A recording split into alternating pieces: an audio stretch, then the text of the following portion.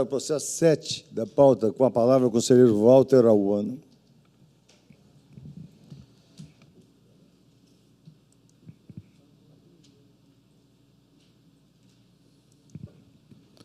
Senhor presidente, senhores conselheiros, trata o processo de representação de natureza interna, formalizada pela então SESEX de Saúde e Meio Ambiente, que em relatório técnico preliminar de auditoria apontou possível sobrepreço na aquisição de insumos hospitalares e medicamentos pela Secretaria de Saúde de Cuiabá, destinados ao atendimento de demandas da Covid-19 no pronto-socorro e nas demais unidades de saúde daquela municipalidade.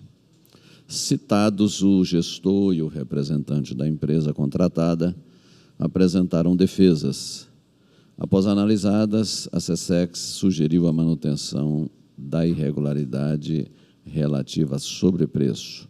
O Ministério Público de Contas, por meio de parecer do Dr. Gustavo Coelho Deschamps, opinou pela procedência da RNI, com determinação para a restituição de valores ao erário e aplicação de multas. É a síntese do relatório, senhor presidente. Em discussão. Encerrada a discussão. Em votação, o conselheiro Walter Auano.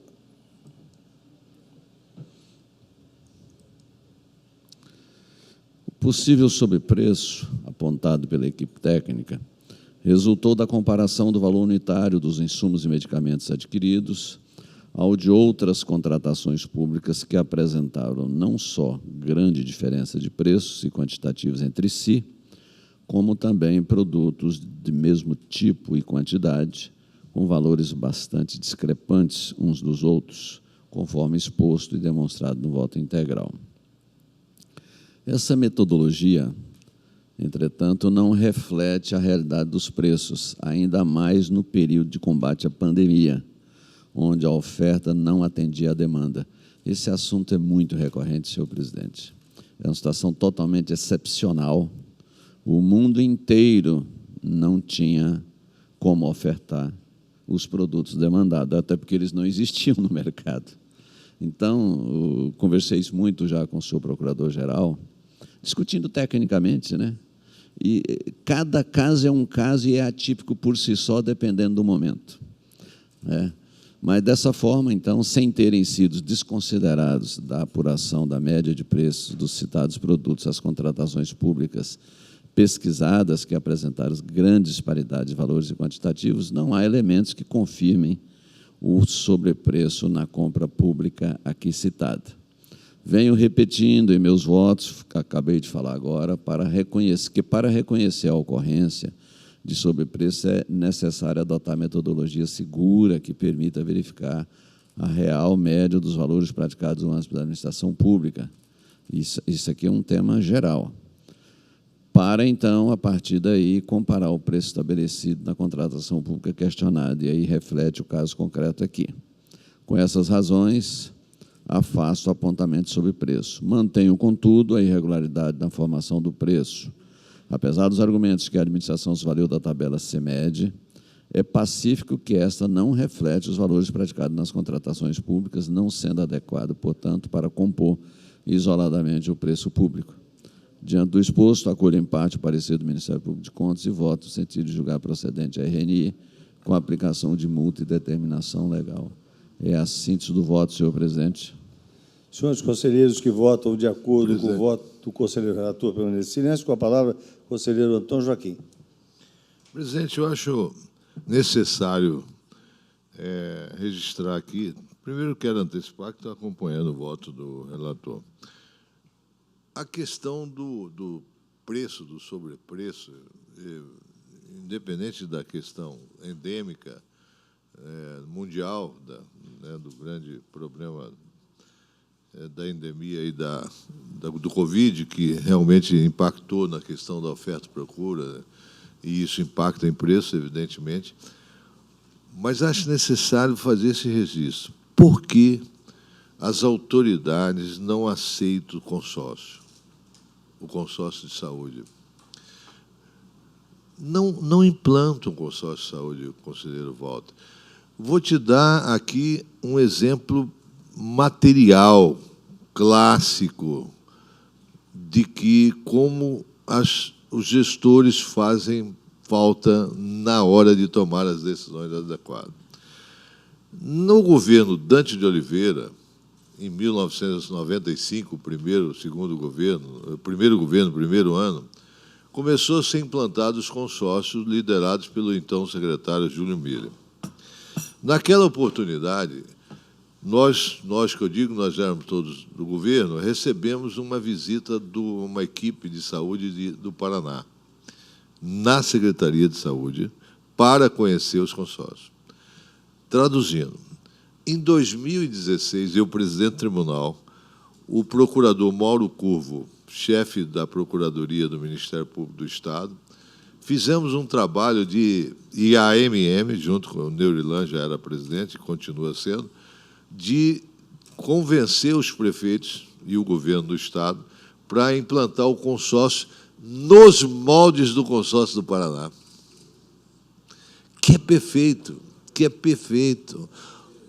Você veja, eles vieram e se inspiraram conosco, montaram o consórcio, é um exemplo para o Brasil. Porque, mesmo fora da pandemia, você vê a compra de um município pequeno de um medicamento 5 vezes mais caro. Por quê? Porque o prefeito compra diretamente do quarto fornecedor. Então, o preço é aquele mesmo. E você fica... Mas isso aqui é um superfaturamento. Lá na prefeitura X custou R$1, aqui custou 5. Por quê? Porque a dificuldade de entrega, as condições de venda lá do municípiozinho do interior são diferentes daqui. O consórcio do Paraná compra tudo das fábricas. Compra remédios, compra insumos, compra equipamento das fábricas. O preço médio de diferença do mercado é de 45% a 60%. É uma coisa fantástica. É só botar para funcionar. O consórcio está aí com todos os documentos prontos. Nós fizemos umas 6 reuniões com o governo, com as prefeituras, eu, presidente do Tribunal de Contas, pedindo, o procurador do Ministério Público, Mauro Curvo, pedindo, não foi para frente. Não conseguiu implantar. Eu não vejo outra saída para melhorar a gestão da saúde pública, não só no Mato Grosso, como no Brasil, que não seja através de consórcios regionais. Aqui nós temos 12 polos definidos por uma lei de planejamento. Se tiver 12 consórcios, porque o problema não é só o preço, conselheiro Walter. O problema é a eliminação total do desabastecimento. Nunca mais faltará uma cibalena. Cibalena não existe mais, né, Bruno? Nunca faltará... Não sei se não existe. né? Da nossa época, né, cibalena. Em nenhum posto de saúde, em nenhum hospital. Por quê? A regulação dos estoques é feita de forma profissional, no consórcio, a regulação de estoque, os preços, enfim. Por que não fazem, Isso. pelo amor de Deus? O conselheiro Antônio, uma parte na sua fala.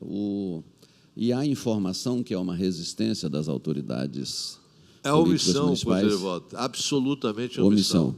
Todos foram, assinaram um documento. E deixaram Tem tudo isso aí, com certeza, aí na MM, lá com o procurador Mauro, e não botaram para frente.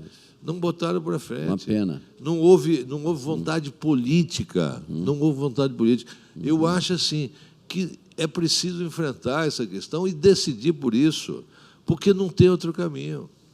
Perfeito. É igual o que eu falei no particular para Vossa Excelência, as escolas têm que virar unidade orçamentária, administrativa e financeira.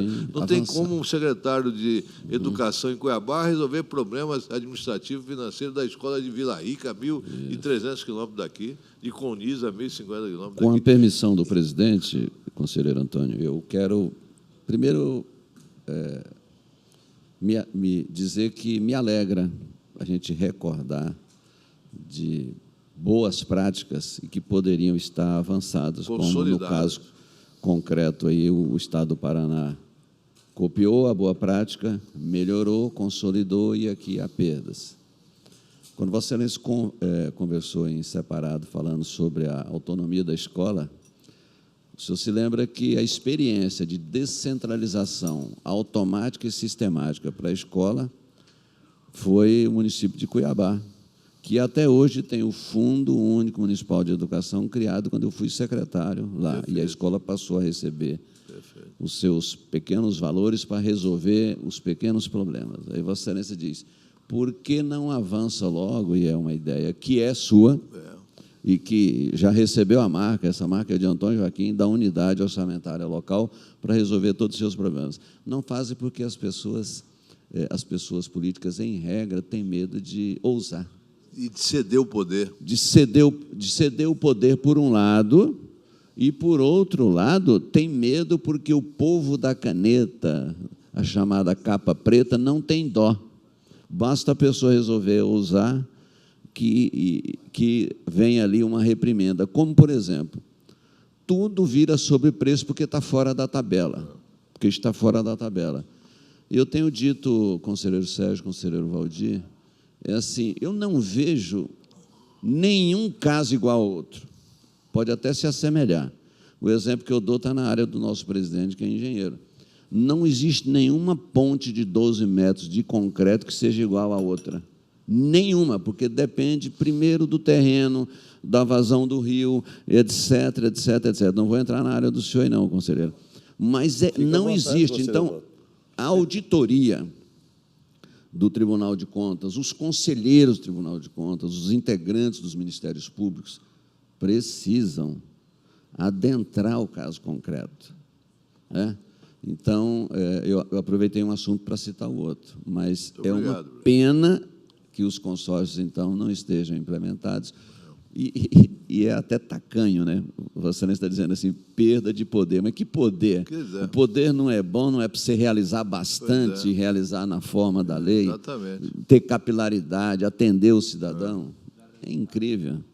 É só uma parte, devolvo a palavra. Eu agradeço, e só concluindo, acompanho Vossa Excelência, e eu acho que esse é um exemplo de situações que o tribunal pode contribuir. Eu, presidente, com a vossa permissão, como coordenador de educação, vou dar uma aprofundada nesse assunto das escolas. Perfeitamente, tem a minha concordância total, mesmo porque, conselheiro Antônio Joaquim, quando Vossa Excelência foi o secretário de Educação do Estado do Mato Grosso, e então o nosso secretário de Fazenda era o conselheiro Walter Albano, Vossa Excelência já efetivamente implementou essa ideia, né? Vossa Excelência distribuía para os diretores das escolas recursos financeiros para que eles pudessem fazer pequenas reformas, né? Escolas, procurador Alisson, sem chuveiro, sem banheiro, que a descarga não funcionava, não tinha lâmpada, não tinha... Ou seja, o conselheiro Antônio Joaquim já implementou com efetividade esse trabalho, então, tem apoio integral, e agora Vossa Excelência, como supervisor dessa área da política pública de educação dentro do Tribunal de Contas, tem total, a abertura total desta presidência para contribuir com Vossa Excelência nesse caminho. Com a permissão ainda do presidente, sugiro a Vossa Excelência tratar esse assunto dos consórcios com o nosso supervisor, o conselheiro Guilherme, né? Sim. Que é o da saúde. Sim, ele é um especialista, mas digo, tratar enquanto... por esse processo histórico. Perfeito, boa lembrança. Presidente, só para registrar aqui uma coisa que eu sempre nunca esqueço.